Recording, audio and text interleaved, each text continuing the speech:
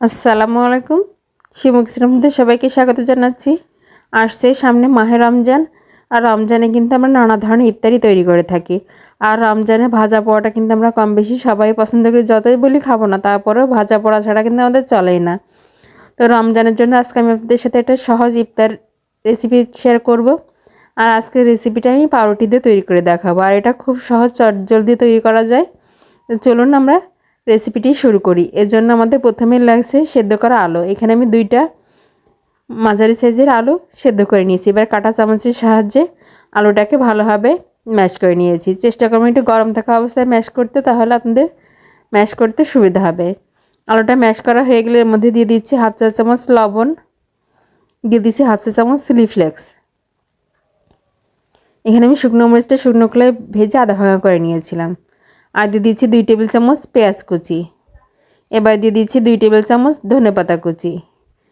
এর মধ্যে ধনেপাতা কুচিটা একটু বেশি দেওয়ার চেষ্টা করবেন, তাহলে টেস্টটা ভালো আসে। আর দিয়ে দিচ্ছি 1 চা চামচ ম্যাগি মশলা। এখানে আমি 1 প্যাকেট ম্যাগি মশলা নিয়েছি, তার অর্ধেকটা এখানে আমি ব্যবহার করব। চামচ হিসাব করলে 1 চা চামচ হবে। এবার এই সব কিছু একসঙ্গে খুব ভালোভাবে মিশিয়ে নেব। এখানে আমি আর অন্য কোনো মশলা ব্যবহার করলাম না, কারণ ম্যাগি মশলার মধ্যে সমস্ত উপকরণগুলো দেওয়া থাকে। এর জন্য আমি শুধু ম্যাগি মশলাটাই ব্যবহার করেছি। এবার সব কিছু মেশানো হয়ে গেলে আলুটাকে একটা সাইডে রেখে দেবো। এবার একটা ব্যাটারি তৈরি করে নেব ময়দার। এর জন্য এখানে আমি 1/4 কাপ আটা নিয়ে নিয়েছি। আপনারা চাইলে ময়দা দিয়েও করতে পারেন, অথবা কর্নফ্লাওয়ার ব্যবহার করতে পারেন। এবার দিয়ে দিলাম লবণ আর সামান্য চিলি ফ্লেক্স।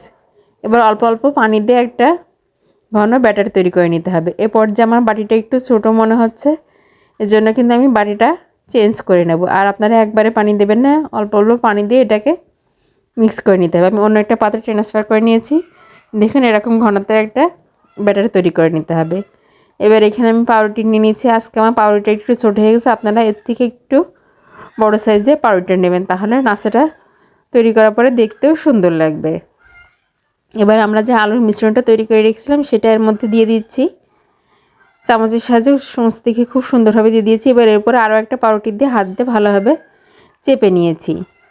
এভাবে আমি আরও একটা নাস্তা তৈরি করে নিচ্ছি। দেখুন এই নাস্তাটা এত সুন্দর আর টেস্টি খেতে, যা আপনারা বাসায় একবার তৈরি না করলে বুঝবেন না।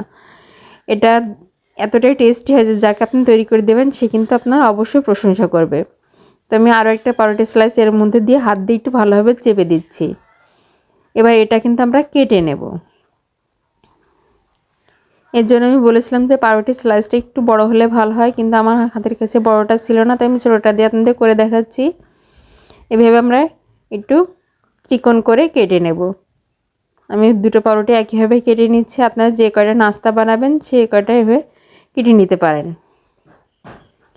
এবার এখানে আমরা যে ময়দার মিশ্রণটা তৈরি করেছিলাম সেটা নিয়ে নিয়েছি। এবার এর মধ্যে আমরা এই তৈরি করে রাখা নাস্তাটা দিয়ে দিচ্ছি। দিয়ে চামচের সাহায্যে এর গায়ে উল্টে পাল্টে এই ময়দার মিশ্রণটা দিয়ে দিচ্ছি।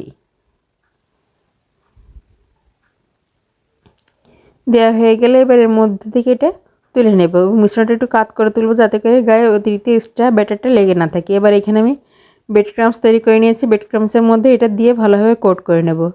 এটা আমার বাসায় তৈরি ব্রেড ক্রাম্বস। আর ব্রেড ক্রাম্বস কীভাবে তৈরি করে তার ভিডিও অলরেডি আমার চ্যানেলে দেওয়া আছে, আপনারা চাইলে সেখান থেকে দেখে নিতে পারেন।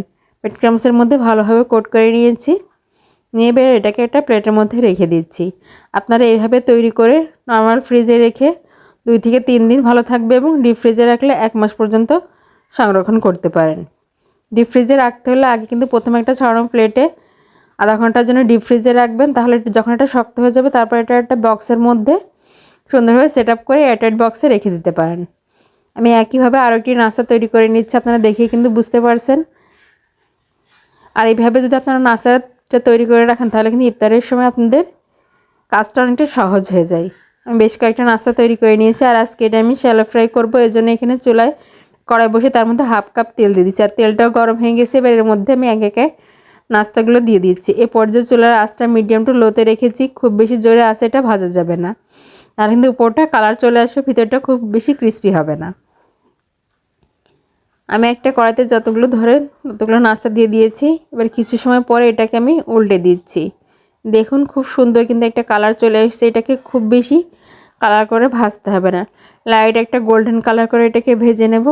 উল্টে পাল্টে দুটো সাইডে একইভাবে ভেজে নিতে হবে, যাতে এই সাইডের ধারগুলোও সুন্দরভাবে হয়। এই জন্য এটাকে আমি এভাবে খাড়া করে দিচ্ছি।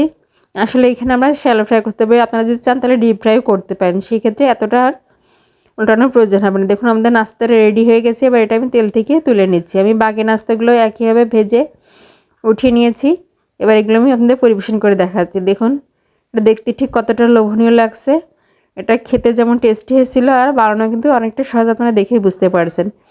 এর উপরটা যেমন ক্রিস্পি, ভেতরটাও ঠিক তেমনি সফট। আমি এখানে টমেটো সসের সাথে পরিবেশন করেছি, আপনারা চাইলে এমনিতেও পরিবেশন করতে পারেন। আশা করছি আজকের এই ইফতার আইটেমটি সবার খুব ভালো লাগবে। ভালো লাগলে প্লিজ আমার চ্যানেলটি লাইক, শেয়ার এবং সাবস্ক্রাইব করবেন। আর যারা এই ভিডিওটি আমার ফেসবুক পেজ থেকে দেখছেন, প্লিজ আমার পেজটি লাইক এবং ফলো দিয়ে পাশে থাকবেন। ধন্যবাদ।